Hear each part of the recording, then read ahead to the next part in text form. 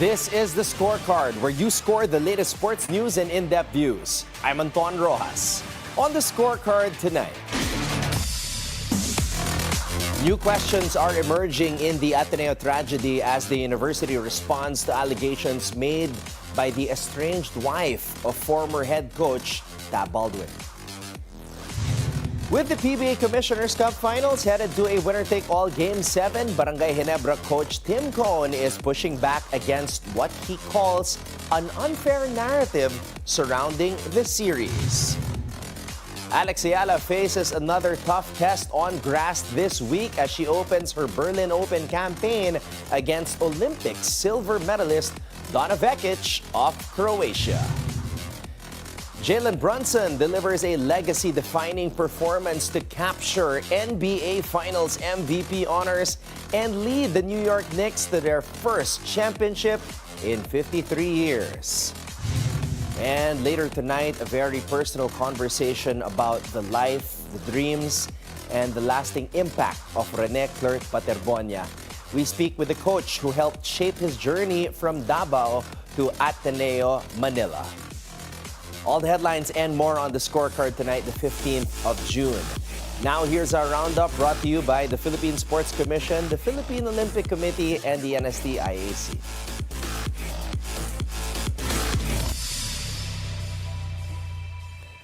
New claims and denials are emerging in the Ateneo tragedy. Effie Baldwin says she warned university officials about Tab Baldwin years ago.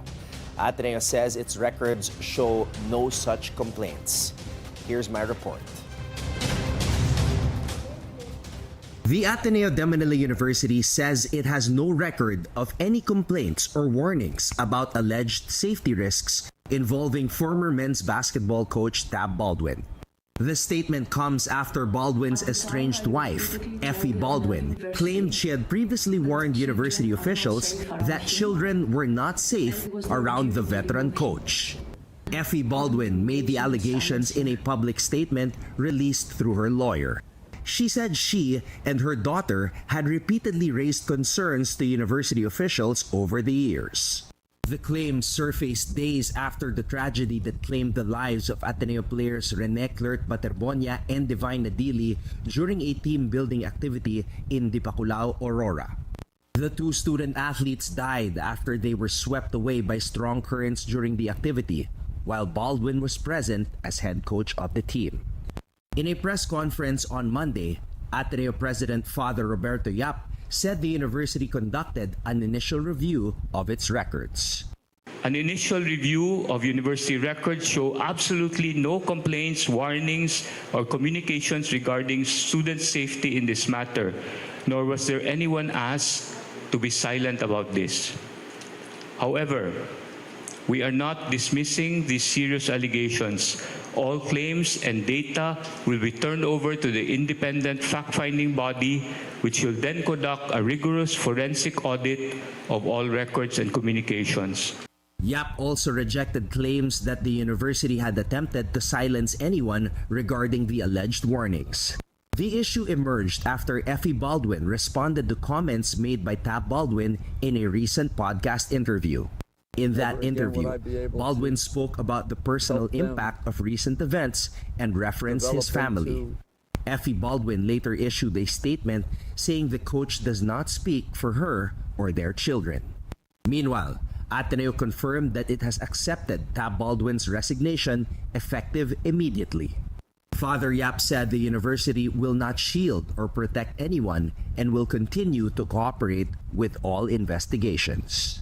I also must inform everyone that the university has accepted the resignation of head coach Thomas Anthony Tab Baldwin, effective immediately.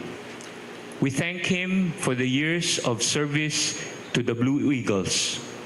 But as we enter a period of deep institutional review, a change in leadership is necessary to ensure the full integrity of our sports programs and safety protocols governing them. The families of Ateneo players Rene Clert Baterbonia and Divine Nadili have laid out 5 demands they want addressed by Ateneo Manila University. During a press conference in Davao City over the weekend, lawyer Israelito Torion said the families want a designated university representative to serve as their direct point of contact and keep them informed of developments in the case. They are also calling on the university to allow players and witnesses to speak freely without fear of consequences. The families are seeking a full account of what happened during the team-building activity in Dipaculao, Aurora. They also want a formal acknowledgement that the two players were under the university's care during the activity. Finally, the families are asking for unconditional support from the university. Torion said the families want answers, transparency, and accountability following the tragedy. We are actually preparing for the worst case scenario. We are doing anything and everything that we are imagining that there is no settlement and cases would be filed. If there are settlements along the way, that is a matter that can be decided only by the family. That's not a decision that can be made by us.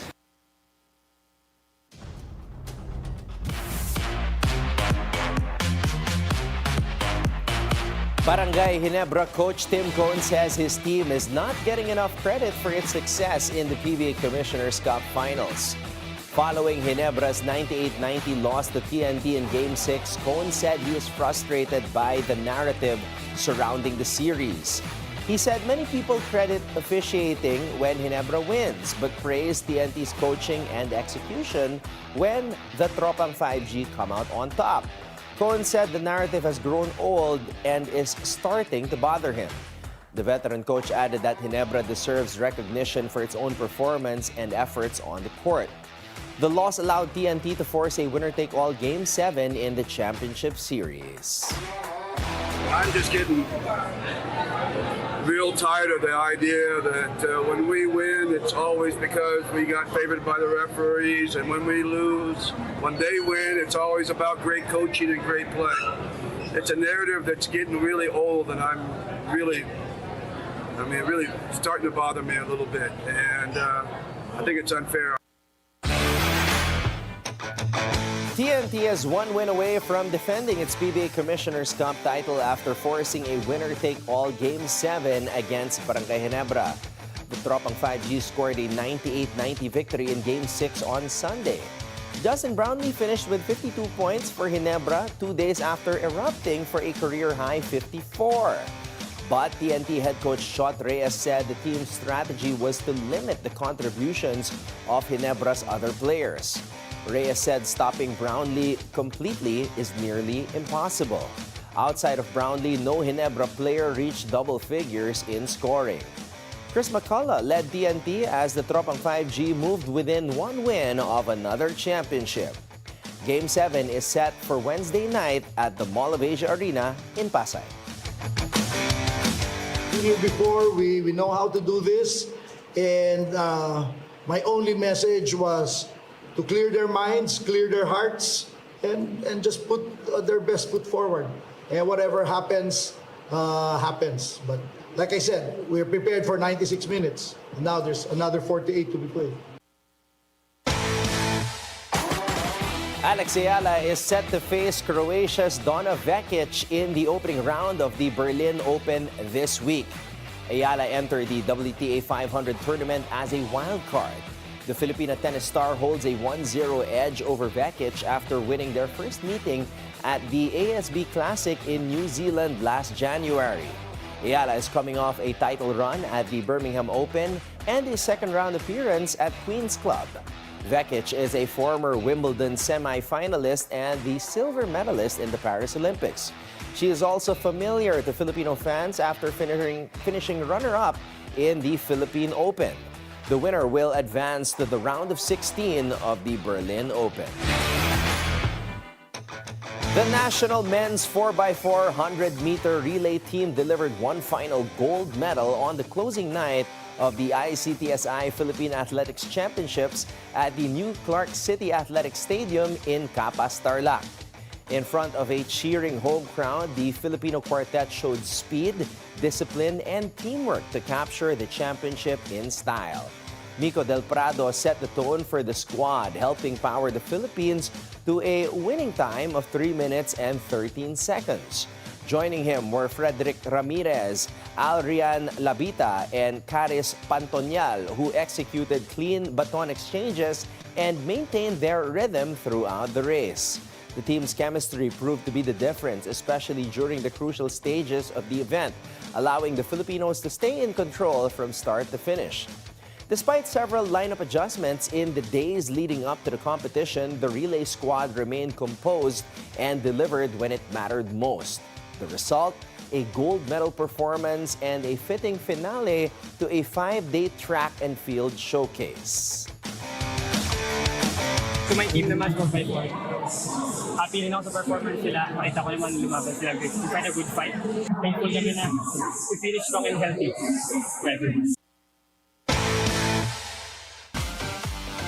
Jalen Brunson has cemented his place in NBA history after leading the New York Knicks to their first championship in 53 years. Brunson scored 45 points in a 94-90 victory over the San Antonio Spurs in Game 5 of the NBA Finals. He was named Finals Most Valuable Player after receiving a unanimous vote. The Knicks star became the first player since Michael Jordan in 1998 to score at least 45 points in a title-clinching road game. Brunson also set franchise scoring records for most 30-point games in an NBA Finals and most points in a Finals game. The championship is New York's first since 1973. Knicks head coach Mike Brown praised Brunson's toughness and leadership after the title-clinching win. This championship caps a remarkable postseason run for the Knicks, who won their final series in just 5 games.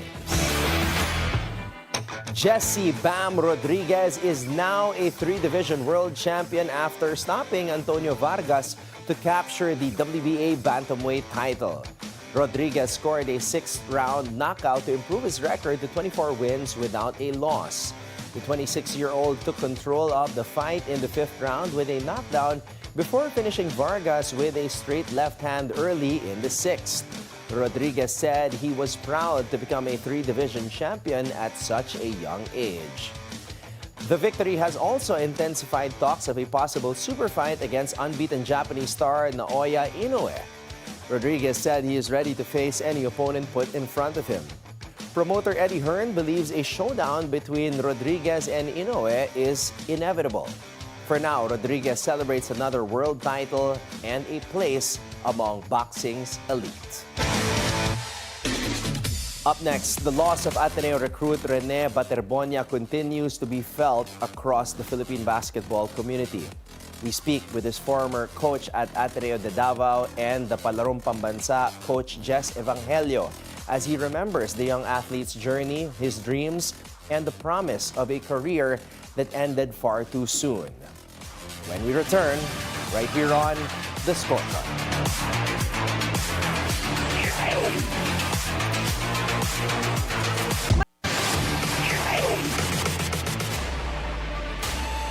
Welcome back to The Scorecard. For 2 years, he saw Rene Clert Baterbonia's hard work, sacrifice, and determination up close. He helped shape the young athlete's journey from Davao to the bright lights of Ateneo Manila. Tonight, we speak with the man who coached him, mentored him, and watched him chase his basketball dreams. Joining us now is former Ateneo de Davao and Palarong Pambansa coach Jess Evangelio. Coach Jess, thank you for being with us tonight. Thank you so much, sir. It's my pleasure to be here. Coach Jess, it's been several days since the tragic news. I just want to ask you to start things off. Kamusta naman po kayo? How have you been doing? I've been reading your quotes in the articles and watched your tribute speech to Rene. Kamusta naman po kayo, Coach? Yun so far, very sad pa rin, very devastated pa rin sa nangyari, and yun, we're trying our best na to try to move on sa nangyari, and yun nga, I'm praying always to the Lord na sana malampasan namin to together with the family. Coach, one of the words that stood out in your tribute speech about Rene was, sinabi niyo po na si Rene has become an inspiration, especially to the youth in Davao. And that's one of the things that you loved about him. And his memory will live in the hearts and the minds of his family, his friends, at syempre, yung mga umiidolo sa kanya because he was truly an idol, especially in Davao. Now, as somebody who saw him as a young kid, how was that na nakita nyo na he has the potential to make an impact in basketball? Yes, actually, yung nakita ko sir na aside from the height na may height niya 6'4" is nakita ko yung attitude niya and yung willingness na na manalo every game, every practice, and yun nga ang kanyang attitude na being humble every time, kasi yun yung for me pinaka-unique sa kanya na kahit ang dami niya nang na-achieve, ang dami niya nang napatunayan sa basketball, he remains humble always. Coach, totoo po ba na he was a late bloomer in basketball? Because I've been hearing things na 16 na daw siya nagsimula mag-basketball. Were you the one who discovered him and his talent, Coach? Ano po, actually, to be honest, my assistant coach, Coach Enzo, may parang Governor's Cup dito sa Agusan, then may luckily nakita niya si Rene.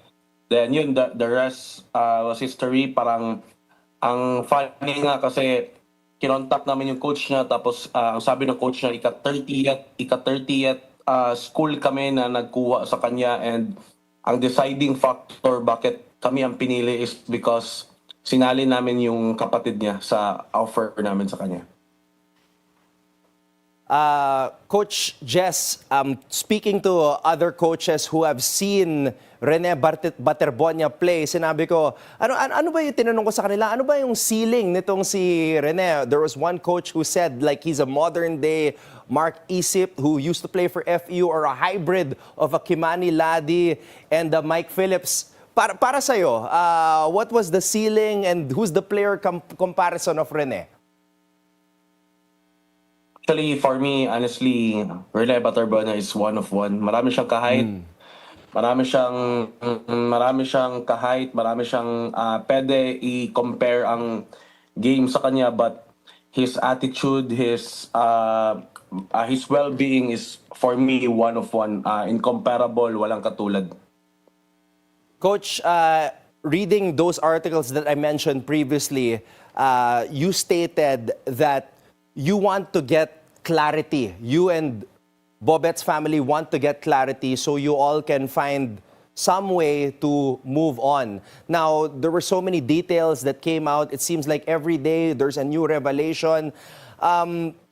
Did you get a little clarity? I mean, Coach Tab also released that video, kaya lang hindi niya dinetalye kung ano ba nangyari. He pretty much just apologized. So on your end, Coach, nafe-feel mo ba na you're getting closer to that clarity that you and the family of Bobet are looking for?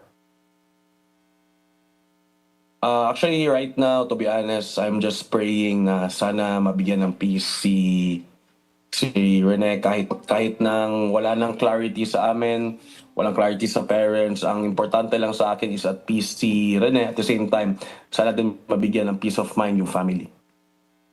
Coach, going back to Rene's basketball journey, was it always Ateneo for him? Was Ateneo always the dream school for Rene? And how happy were you guys when he was finally recruited to be a part of the Blue Eagles? Yun nga, so sobrang nakakahanga si Rene kasi nga yung pumunta kami sa parang pamansa sa hometown niya sa Agsur. First time kong nakita yung bahay nila, sobrang liit pero ang laki ng pangarap. So hindi ko ma-imagine na ang taong galing doon sobrang laking mangarap kasi nga yung inas ko siya anong dream school niya. Sabi niya talaga Ateneo Manila. And yun nga, yung namatay siya, may na-feel akong konting guilt kasi nga ako yung naghatid sa kanya sa Manila. Pero na-realize ko, naalala ko na yung time na dumating kami sa Ateneo Manila, sobrang happy niya, sobrang for him, dream come true niya na parang at last andun na talaga siya, naglalaro. About the development naman, Coach, could you detail with us how you and Rene trained para ma-develop yung game niya? Kamusta naman ng, let's say, a day in the life of Rene Baterbonia and Coach Jess when you guys were training to develop his game? Yeah, so dito sa Davao kasi ang goal talaga namin is makaabot ng palarong pambansa kasi dito sa Davao walang UAAP or NCAA. Sa Cebu may Safi, kami wala dito. So ang goal namin is makalaro ng palarong pambansa para makita sa buong Pilipinas. So for us to reach that, every day, Monday to Sunday, naglalaro kami ng basketball practice Monday to Friday. Laro naman Saturday and Sunday, or kung walang laro, Monday to Sunday yung practice namin. So walang days off, walang rest days kasi medyo malaki talaga yung pangarap na gusto naming matupad. So yun, wala naman for us, wala namang secret sa success kundi hard work and determination. So yun lang, at the same time, Ateneo de Davao pa kami. So hindi lang puro basketball, kailangan din namin mag-aral, kailangan ng mga players ko mag-aral para makalaro sila ng basketball. Coach Jess, maaring naikwento nyo na to, but just for the viewers here on the Scorecard and the Bilyonaryo News Channel, just in case, ano po yung naging huling exchange ninyo ni Rene before he passed, Coach? Yun, actually, itong conversation na to, dadalhin ko na to sa buong buhay ko kasi yun, after namin nagkain ng dinner, yung nag-practice sa Tab Manila, lumabas kami, nagkain kami ng dinner.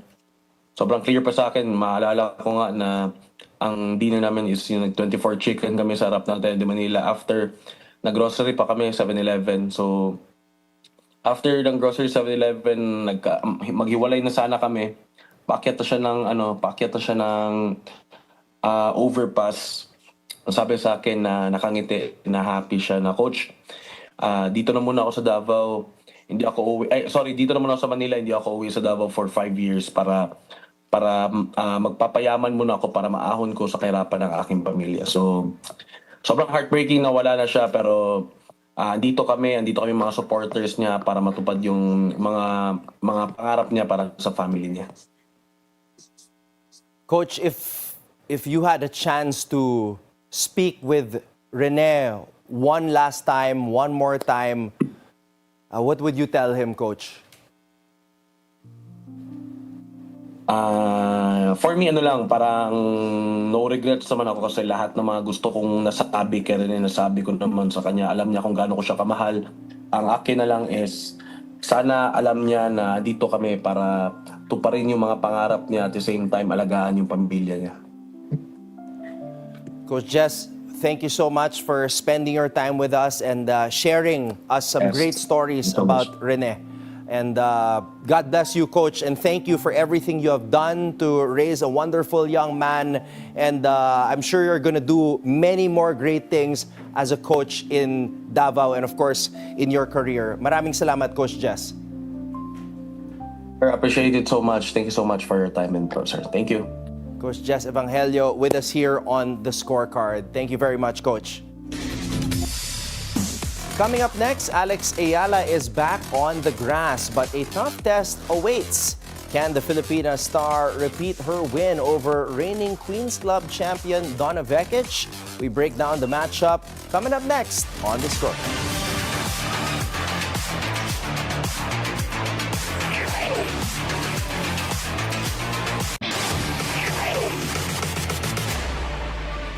Welcome back to the Scorecard. It's time to keep your eyes on the prize.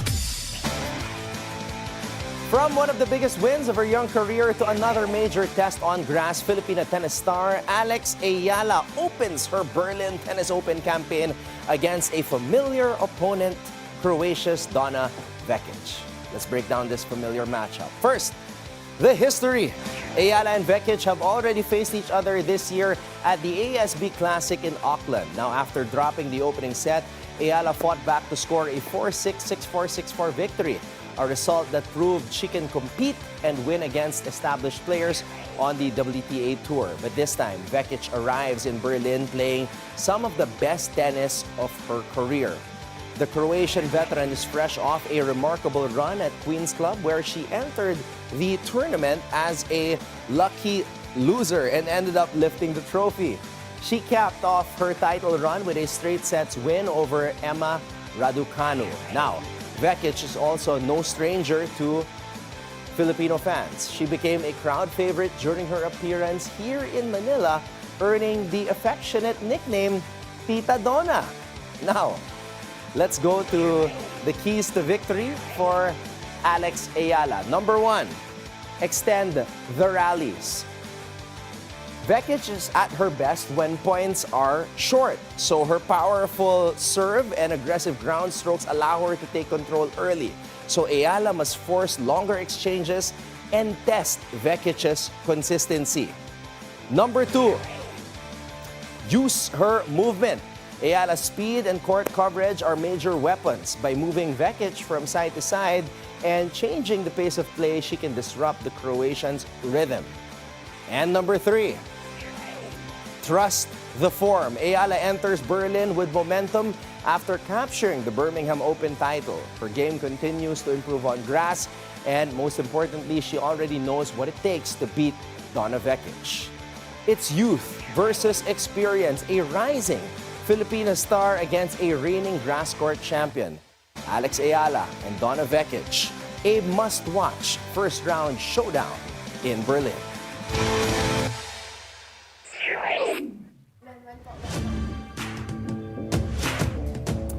And with that, thank you for joining us tonight. We'll see you again tomorrow on The Scorecard, where sports is our business and business is our sport, on the Bilyonaryo News Channel. This is Anton Roxas. Have a blessed evening, everybody. Good night.